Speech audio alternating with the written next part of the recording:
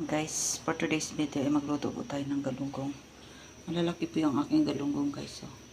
So ayan. So simulan na natin. Una ilalagay natin yung ating syempre bawang. Then yung ating, sunod na dyan yung ating luya.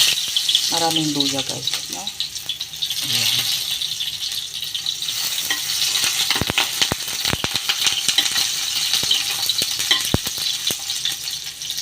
Sunod dyan yung ating, syempre yung ating sibuyas.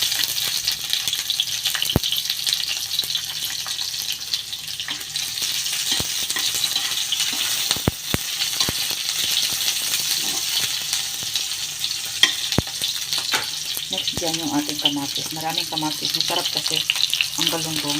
Maraming kamatis.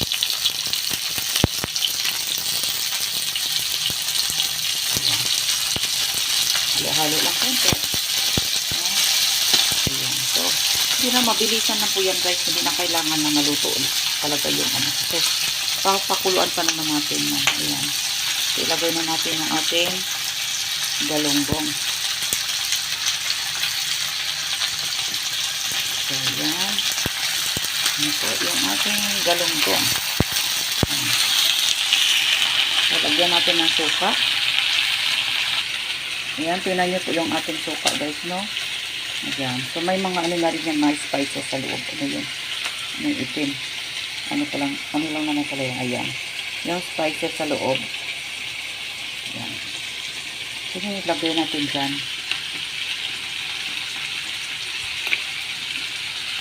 Okay lang yan na may iila na sili. No?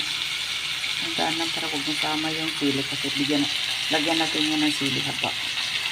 Ayan, so ang bango guys. Dalawa. Tatlo.